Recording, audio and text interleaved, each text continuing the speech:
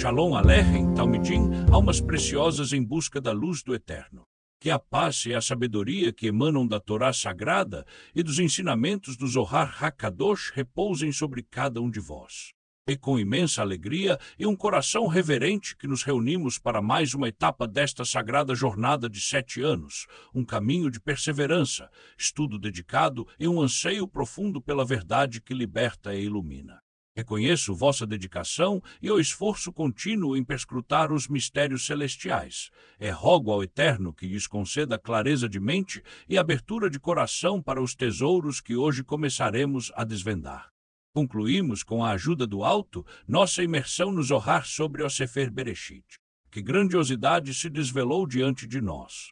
Contemplamos os mistérios insondáveis da criação, a emanação dos mundos superiores, a origem e o destino das almas. Vimos como os patriarcas, Avraham, Yitzhak e Yaakov, não foram meras figuras históricas, mas arquétipos espirituais, canais vivos através dos quais as sefirot sagradas se manifestaram e atuaram neste mundo.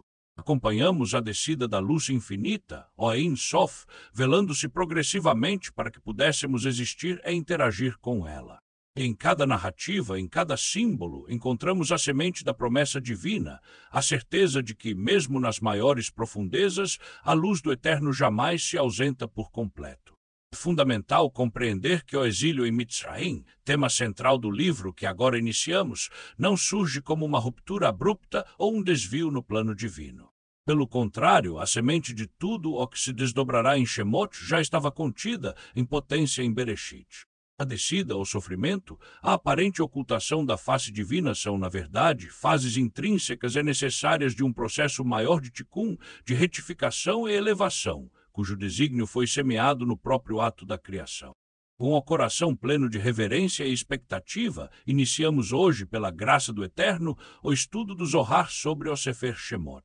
Este é o livro dos nomes, mas em sua essência mais profunda é o livro da redenção, o Sefer HaGeulah. De Bereshit nos apresentou o que e o porquê da criação. Shemot nos revelará o como da intervenção divina na história humana para resgatar suas centelhas e conduzir suas criaturas de volta à fonte. É uma transição poderosa da contemplação da origem para a participação ativa no drama da libertação. Shemot é um livro de contrastes dramáticos, de uma dualidade que espelha a própria condição da alma neste mundo. Mergulharemos na profundidade da escuridão do exílio, o Galut Mitzraim, que, como veremos, é muito mais do que um evento histórico. É um estado arquetípico da alma. Mas desta mesma escuridão, veremos brotar a luz intensa e transformadora da Geulah, a redenção. A passagem da escravidão à liberdade, da opressão à soberania espiritual, da ocultação da face divina, Esther Panim, a uma nova e espantosa revelação do poder e da misericórdia do Eterno. Eis a jornada que Shemot nos convida a trilhar. Uma chave mestra para esta compreensão será a revelação progressiva dos nomes divinos. Cada nome, cada manifestação do Eterno desvela um atributo, um modo de interação com a criação. Em Shemot seremos apresentados a nomes e aspectos da divindade que não foram revelados com a mesma intensidade aos patriarcas, pois a tarefa da redenção exigia uma manifestação diferente do poder divino. Além disso, Shemot narra a formação espiritual de Israel não mais como indivíduos isolados ou famílias patriarcais, mas como um povo, um corpo coletivo sendo preparado e purificado para um destino único, receber a Torá Sagrada e tornar-se um canal para a luz do Eterno no mundo. Reafirmo, queridos Talmidim, nosso compromisso de manter nestas aulas o nível técnico elevado, mas sempre buscando a acessibilidade e, acima de tudo, o fervor espiritual que, pela graça do Eterno, caracterizou nossa aula de Shavuot.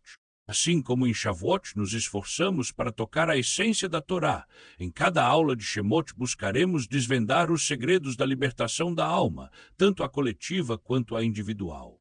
A conexão entre Shemot e Shavuot é intrínseca e profunda. Nossa aula especial de Shavuot, que muitos de vós recordareis, foca na culminância da entrega da Torá, que é em si o clímax dos eventos narrados em Shemot. O livro de Shemot detalha a jornada rumo a essa recepção transcendental.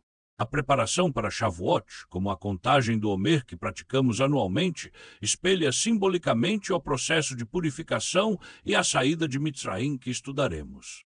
A liberdade alcançada em Shemot é a condição prévia e indispensável para a revelação que ocorre em Shavuot.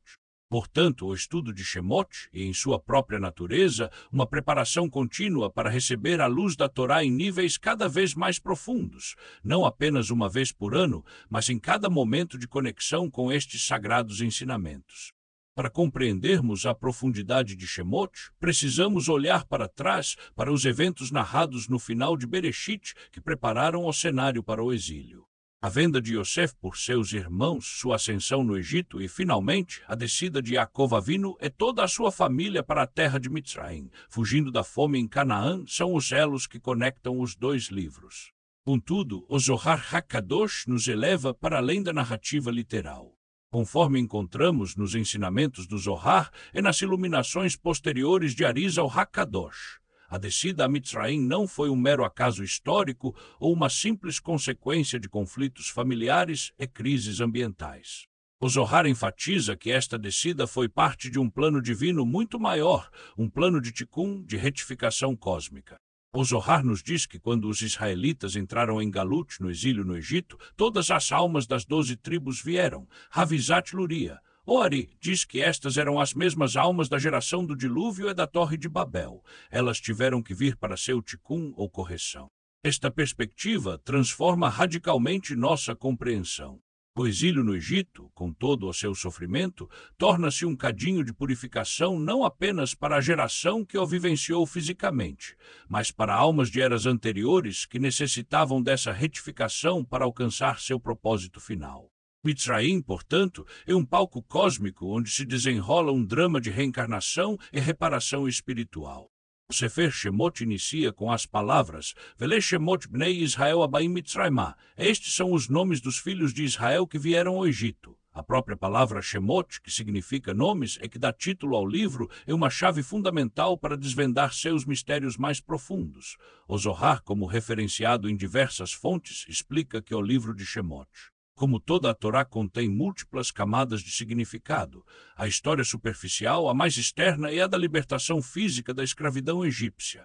Mas a história mais profunda, o sod, o segredo, é a da luta contínua e perene entre a alma, simbolizada por Israel, e o corpo ou a dimensão material, simbolizada por Mitzraim.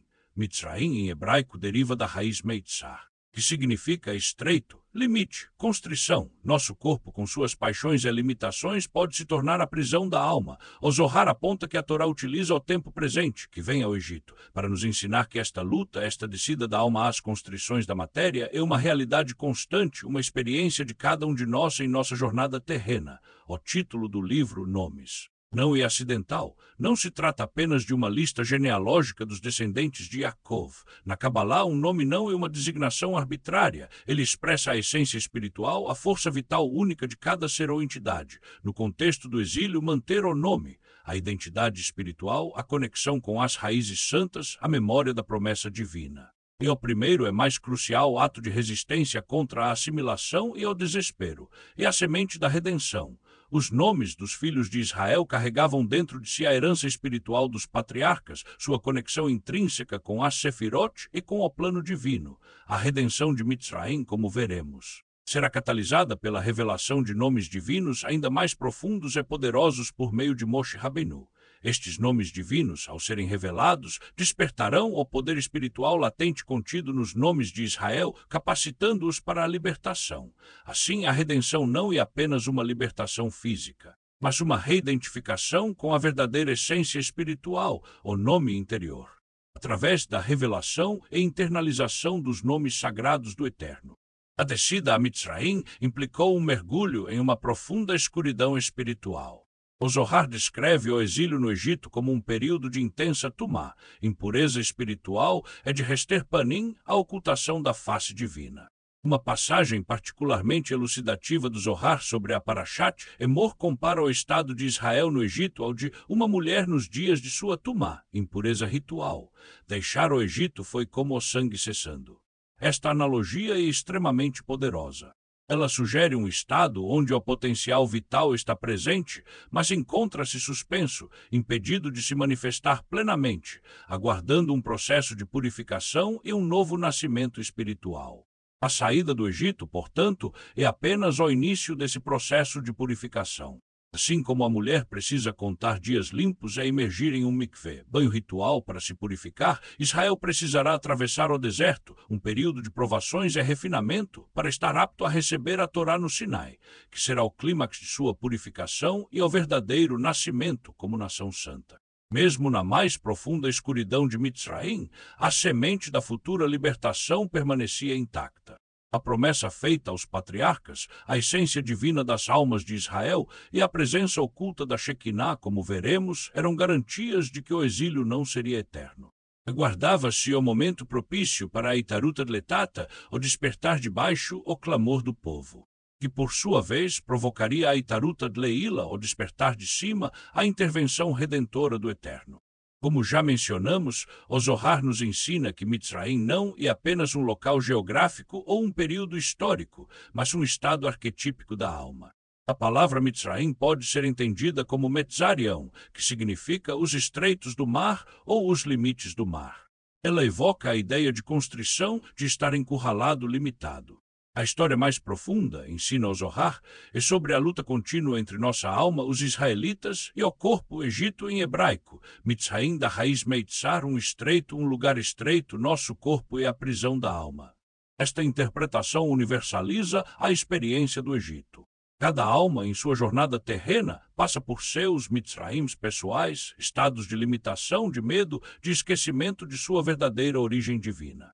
A escravidão no Egito, sob o jugo de Faraó, é o símbolo da escravidão da alma às paixões do corpo, ao materialismo desenfreado, à ilusão da separação da fonte espiritual.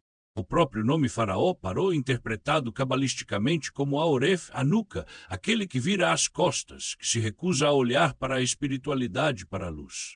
O estudo de Shemot, portanto, nos oferece as chaves não apenas para entender um evento passado, mas para nossa própria libertação dessas constrições internas, hoje e sempre. Um dos segredos mais profundos e comoventes da Kabbalah é o ensinamento de que a Shekinah, a imanência divina, a presença do Eterno manifesta neste mundo, frequentemente associada a Sefirah Malhut, reino, não abandona seu povo no exílio. Pelo contrário, ela desce e acompanha Israel em suas peregrinações e sofrimentos. O Zohar, em Parashat Shemot 2,13, afirma: fomos ensinados que onde quer que Israel fosse em cativeiro, a Shekinah ia com ela. Aprendemos isso da expressão filhos de Israel, que tomamos aqui para se referir às hostes celestiais e carruagens que, nos Edito, vieram com Jacó ao Egito. A Shekinah não é uma espectadora passiva do drama do exílio. Ela é, por assim dizer, uma participante ativa no sofrimento e, consequentemente, na redenção.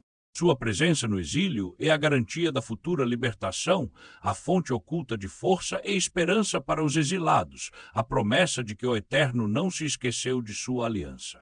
Esta doutrina tem implicações espirituais imensas. O estado de exílio de Israel não é apenas um sofrimento humano. Ele reflete e, de certa forma, causa um desequilíbrio ou uma ocultação na manifestação plena da Shekinah no mundo. A redenção de Israel é, portanto, intrinsecamente ligada à redenção da Shekinah, permitindo que sua luz brilhe sem véus. Isso significa que nossas ações aqui em nosso exílio pessoal, nossas lutas espirituais, nossos esforços de techuvá, retorno e tikkun, retificação, tem um impacto cósmico. Ao buscarmos nossa própria libertação das constrições do ego e da matéria, participamos ativamente da elevação da Shekinah e da revelação da luz divina no mundo. Não estamos sozinhos em nossas lutas. A presença divina está intrinsecamente envolvida, sofrendo conosco e ansiando pela redenção mútua. A sarça ardente, como veremos, também simboliza essa presença divina que sofre com Israel. A repetição e a ênfase nos nomes no início de Shemot são, como já tocamos, de suma importância. O Zohar ilumina este ponto ao explicar que as almas das 12 tribos, e especialmente a alma de Yosef Atzadik, permaneceram espiritualmente presentes em Mitzraim, mesmo após suas mortes físicas. O Zohar diz que a alma de José e de todos os 12 filhos nunca deixou o Egito, porque sabiam que sem a assistência das 12 tribos, os israelitas nunca conseguiriam sair. A Bíblia quer nos dizer que se não nos conectarmos às 12 tribos de Israel, incluindo José, não há chance de redenção. Esta afirmação é poderosa. Ela reforça a ideia de que a redenção não é um ato isolado, mas um processo coletivo construído sobre os méritos, a essência espiritual e a interconexão das almas de todas as gerações de Israel, desde seus fundadores. A conexão com essas raízes espirituais, simbolizadas e veiculadas pelos nomes, é vital para a libertação. Os nomes são os canais através dos quais a herança espiritual e a força dos antepassados continuam a influenciar e a sustentar seus descendentes, mesmo nas profundezas do exílio. Manter a pureza dos nomes, a identidade hebraica, os costumes dos pais, foi um dos fatores, segundo nossos sábios, que meritou a redenção do Egito. O Sefer Shemot marca um ponto de inflexão crucial na forma como a divindade se revela à humanidade, particularmente através da figura de Moshe Rabbeinu aos patriarcas Avraham, Yitzhak e Yaakov. O Eterno se manifestou predominantemente através do nome divino El Shaddai. Este nome, frequentemente traduzido como Elohim Todo-Poderoso, está associado em diferentes contextos cabalísticos a Sefirah Yesod, fundamento, especialmente no que tange à provisão divina e ao pacto da circuncisão, ou mesmo a Biná, inteligência, em outros contextos de manifestação de poder ordenador. El Shaddai implica uma divindade que estabelece limites. Daí significando suficiente, limite, e as leis que regem a natureza, um poder que sustenta e governa o mundo criado. O Zohar, em uma passagem fundamental para a compreensão desta transição, nos ensina através das palavras de Rabi Shimon: eu me revelei a eles como El Shaddai. O que é El Shaddai? Certas cores que podem ser vistas, mas pelo meu nome Yod-Kivavk eu não era conhecido por eles. Moisés dominou aquelas cores ocultas. Este céu de Moisés, que é Tiferet, cujo nome é Yod-Kivavk. Esta distinção é de importância capital. El Shaddai é associado a cores que podem ser vistas, uma revelação, por assim dizer, mais externa ou mediada, adequada à consciência e à missão dos patriarcas, que era estabelecer as fundações espirituais de Israel dentro do quadro da existência natural. Em contraste, a revelação a Moshe Rabbeinu introduz de forma explícita e central o nome Yod-Kivavk, o tetragrama sagrado, que não pronunciaremos diretamente, mas ao qual nos referiremos soletrando suas letras santas, Yod-Kivavk.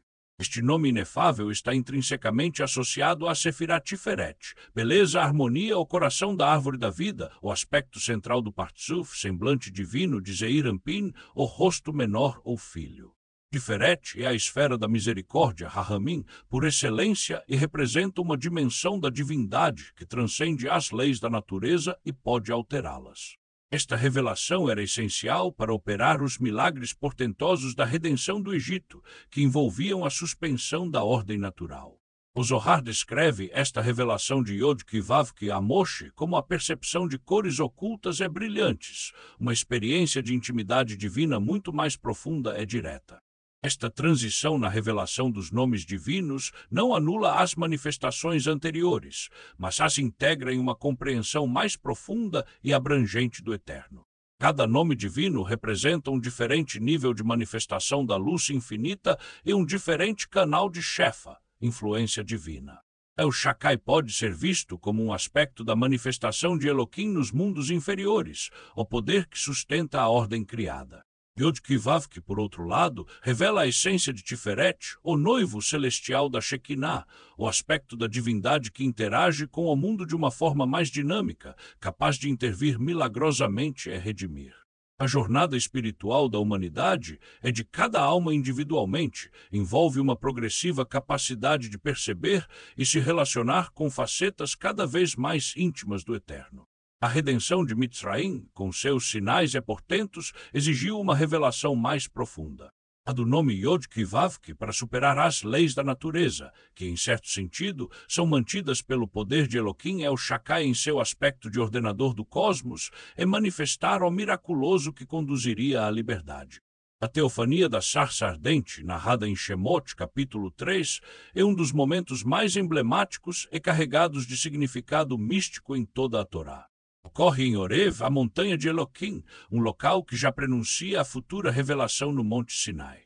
O fogo que arde incessantemente no humilde arbusto, sem consumi-lo, é um símbolo multifacetado. Primeiramente, ele representa a Shekinah, a presença divina que habita dentro do sofrimento de Israel no Egito.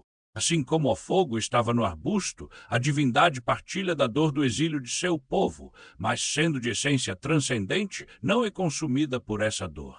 Em segundo lugar, o arbusto em chamas simboliza a própria alma de Israel, que mesmo em meio às provações mais severas e ao fogo do exílio e da perseguição, não é destruída em sua essência divina e imortal.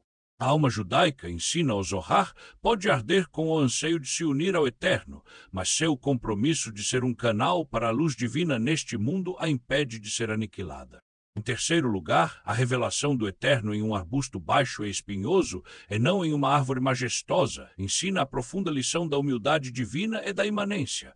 Não há lugar vazio dele, nem mesmo na mais humilde das criaturas ou na mais profunda das aflições. E da sarça ardente que emana a voz divina, chamando Moshe para sua missão. É neste contexto que ocorre a revelação de outro nome divino fundamental, Ehyeh Asher Ehyeh, eu serei o que serei. Shemot 3,14. Este nome é profundamente misterioso e tem sido objeto de inúmeras interpretações cabalísticas. O Cabalá Centre, por exemplo, interpreta-o como vós sois comigo, assim eu sou convosco, enfatizando a reciprocidade na relação divina-humana. O Daily Zohar conecta a palavra Asher com a raiz da primeira palavra da Torá, Bereshit, e com a ideia de trazer luz ao mundo. Ambas as interpretações apontam para uma divindade dinâmica, cujo modo de manifestação está intrinsecamente ligado às ações, ao estado espiritual e à necessidade de Israel e da criação. Eu serei é uma promessa que se projeta no futuro, indicando que a plenitude da sua revelação e intervenção depende do desenrolar do processo de redenção e da capacidade dos seres humanos de se tornarem receptáculos para a sua luz. Este nome é frequentemente associado a Sefirah Keter, coroa, a vontade divina primordial e incompreensível, a raiz de todas as outras emanações. Ou, em outros contextos, a Biná, inteligência, como a mãe supernal da qual todas as revelações futuras e os nomes específicos, como Yod-Ki e Vav-Ki, fluirão e se diferenciarão para interagir com os mundos inferiores. Ehyeh Asher Ehyeh, portanto, a promessa da presença contínua e adaptativa do Eterno, a garantia de que ele se manifestará da maneira necessária para cumprir seu plano de redenção. Quando nossos patriarcas andavam pelas planícies de Canaã, o infinito falou-lhes com o nome Shakai. Eu o sinto como um feixe de luz que já passou pelo prisma da criação e agora se reveste de cores reconhecíveis. Fertilidade para Sara, proteção para Yaakov, bênção sobre as posses de Avraham. Tudo parece natural, ainda que providencial. Nesse momento, a Shekinah veste roupagens simples. O agricultor vê chuva em sua estação, a mulher estéril concebe, o rebanho prospera. E mesmo assim, cada detalhe é toque divino. É como se o santo dissesse: confia em mim dentro dos limites da natureza, testarei tua fidelidade entregando-te promessas que se cumprem gota a gota. Chegado o tempo do êxodo, o santo bendito seja, ergue o véu e faz-nos contemplar uma luz mais alta. Ouço a vibrar no nome de 4 letras, Yod-Ki Vav-Ki, cuja pronúncia permanece suspensa precisamente porque o som humano mal pode contê-la. Aqui já não falamos de cores filtradas, mas de um fulgor que penetra a mente de Moshe através do espelho que brilha. O mar divide-se, o pão cai do céu, a palavra criadora ecoa diretamente no Sinai.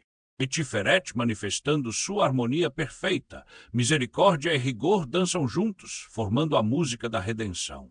Quem percebe essa radiância experimenta que as leis do cosmos tornam-se maleáveis aos sinais da vontade superior. Não porque o Eterno seja inconstante, mas porque ele revela o nível em que as leis nasceram. Há, entretanto, um limiar ainda mais delicado. Antes de Moshe aproximar-se da sarça ardente, ressoou: Ehyeh Asher Ehyeh, eu serei o que serei. Senti nesse nome algo além da cor, além da luz, um puro potencial, como o silêncio que precede ao primeiro acorde de toda sinfonia. Ehyeh pulsa na coroa, Keter mergulha em Biná, matriz do entendimento. Lugar onde forma e não forma se entrelaçam. Quando o santo pronuncia Ehyeh, ele mesmo cria o futuro que ainda não existe, estabelece as condições da existência, em vez de apenas operar dentro delas. Por isso a tradição afirma que a redenção final, aquela que ainda aguardamos, será selada por esse mesmo som, serei. Isto é, revelarei o que agora vos ultrapassa. Vedes então como cada nome pede de nós um tipo distinto de serviço. Com El Shaddai praticamos fidelidade na rotina. A mitzvah simples. Colocar mezuzá, honrar os pais, pesar honesto na balança, sussurra, mesmo aqui a presença paira. Com o tetragrama Yod Kivav que ousamos transformar a realidade. Atravessamos nossos mares partidos quando santificamos Shabat ou elevamos faíscas em cada ato de estudo, fazemos do ordinário um palco de milagres. Com Ehyeh afinamos a esperança messiânica. Quando meditamos na unidade última, quando oramos pelo tikkun de todas as almas, tocamos esse perfume de futuro. É o impulso que nos leva a imaginar um mundo sem guerra, sem fome, onde o conhecimento do Eterno encherá a terra. A figura de Moshe Rabbeinu transcende em muito a de um mero líder histórico ou legislador. Segundo os ensinamentos profundos do Zohar e da Kabbalah luriânica, a alma de Moshe possui uma natureza absolutamente singular. Ele é descrito como uma Neshama Klalit, uma alma de raiz, uma alma geral que engloba e contém dentro de si as centelhas das almas de toda a sua geração, e em um sentido mais amplo e misterioso, aspectos das almas de todas as gerações de Israel.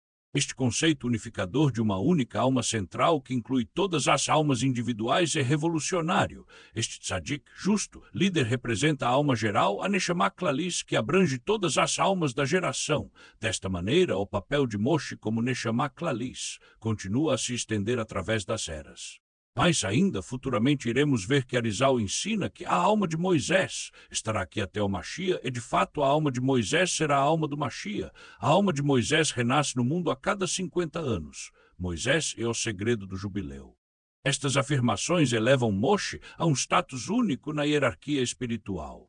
Ele é o canal por excelência da Torá e da profecia, o Hayam Ehemna, o pastor fiel. Sua alma possui uma capacidade inigualável de conhecer e sentir a presença divina, como está escrito que ele conhecia o Eterno face a face. Essa capacidade profética e essa conexão íntima com a fonte de toda sabedoria são, de alguma forma, transmitidas em diferentes graus e manifestações, aquelas almas que estão conectadas à sua raiz espiritual. A ideia de sua alma reencarnar, ou de um aspecto fundamental de sua consciência estar presente em cada geração, especialmente nos grandes tzadikim, sublinha sua relevância atemporal e seu papel contínuo na orientação espiritual do povo de Israel. O Zohar também nos revela que a preparação espiritual de Moshe começou mesmo antes de seu nascimento físico, com a Shekinah pairando sobre o leito de seus pais, Amram e Yoheved, no momento de sua concepção, garantindo que a presença divina jamais se apartaria dele. Apesar dessa grandeza intrínseca, a Torá nos relata a humildade e a relutância inicial de Moshe diante do chamado divino na sarça ardente. Duas palavras, quem sou eu para ir a Faraó, Shemot 3:11, e eu não sou um homem de palavras, pois sou pesado de boca e pesado de língua, Shemot 4:10, são marcantes. O Zohar e os comentaristas cabalistas interpretam essa hesitação não como fraqueza ou falta de fé, mas como um profundo reconhecimento da magnitude avassaladora da tarefa e da santidade transcendente da presença divina com a qual ele estava interagindo. Há uma interpretação que sugere que a linguagem hesitante de Moshe reflete uma suspeita divina em relação à retórica fluida que pode mascarar a verdade, preferindo a autenticidade, mesmo que gaguejante. A conexão de Moshe com o Eterno era de uma profundidade sem paralelos. Sua afinidade com a sabedoria divina da Torá é comparada à água, fonte de vida e purificação. Ele é chamado de Ish HaElokim, ou Homem de Eloquim, uma designação que os sábios interpretam como significando que, de sua metade para cima ele era divino, e de sua metade para baixo ele era humano. O Zohar chega a descrevê-lo como o esposo da Shekinah, indicando uma união íntima, uma parceria e uma responsabilidade pela manifestação da presença divina no mundo. Este paradoxo divino-humano em Moshe é fundamental.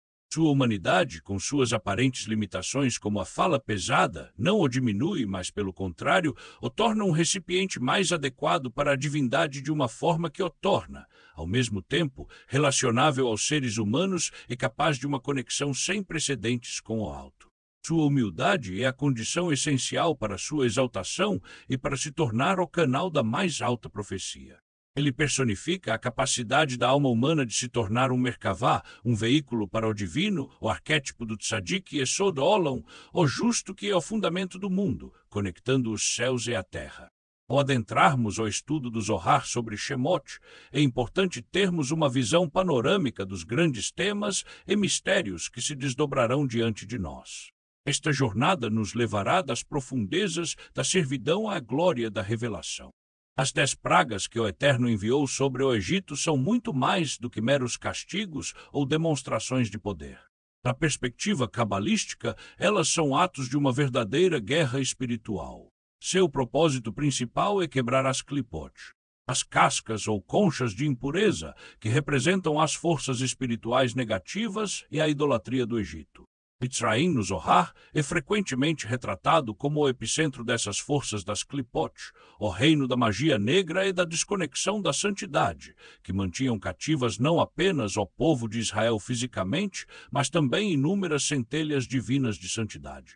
Nitzotzot, hebraico Shva e Doshim, que haviam caído e se misturado com a impureza. Embora as correspondências sefiróticas detalhadas de cada praga com uma sefirá específica sejam mais proeminentes nos escritos posteriores do Arizal Hakadosh, o Zohar Hakadosh já estabelece o fundamento para essa compreensão ao descrever a natureza das forças espirituais em jogo. Cada praga, portanto, pode ser entendida como um golpe preciso contra uma manifestação particular do poder dessas clipot, revelando progressivamente a soberania absoluta do Eterno sobre todas as forças, visíveis e invisíveis.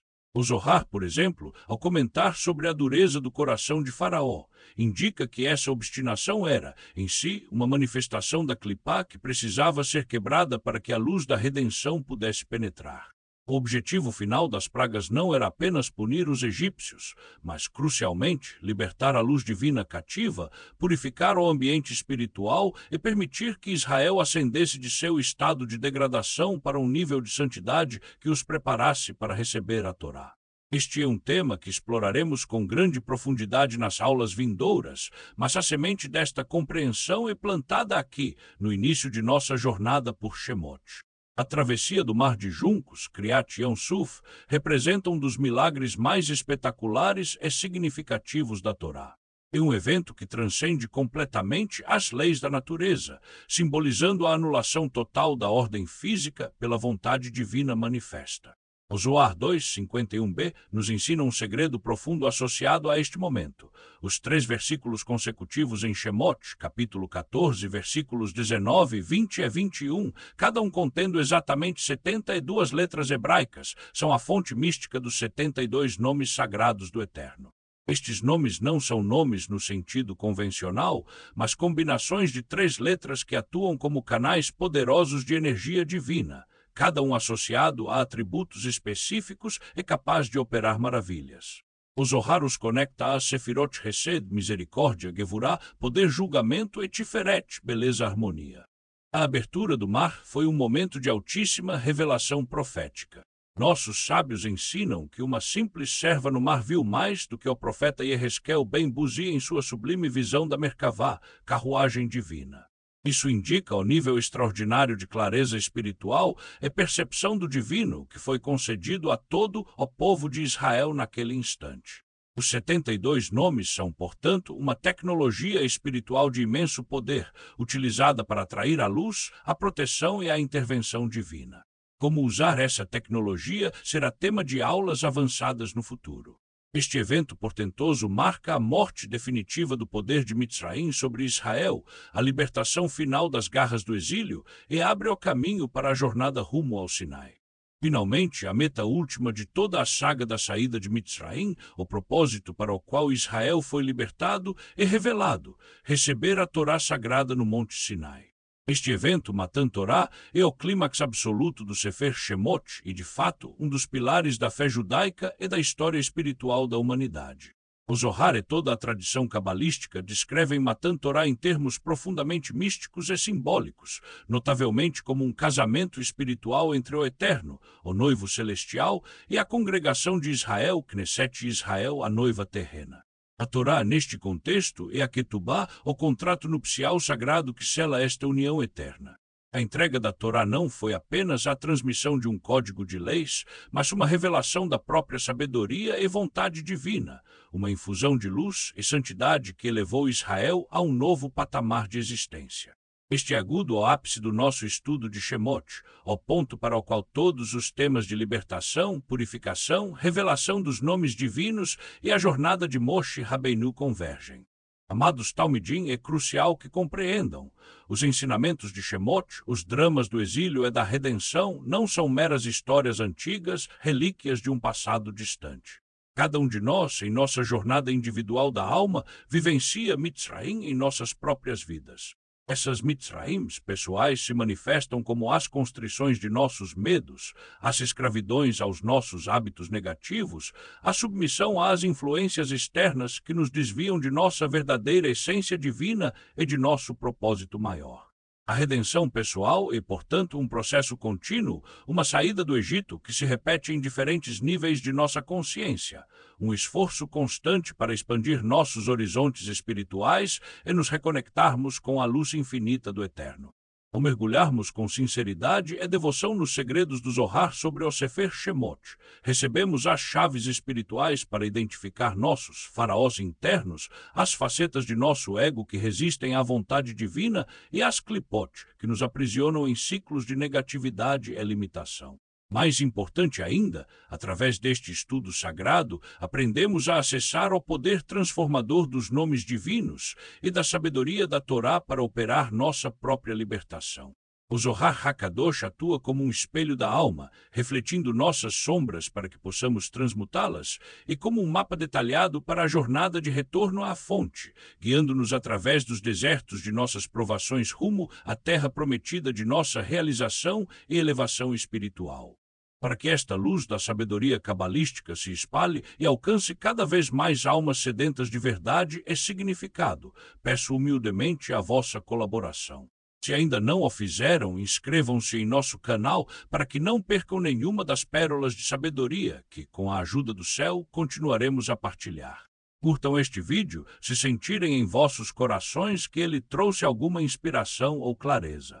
Este simples gesto ajuda a que estes ensinamentos cheguem a mais pessoas.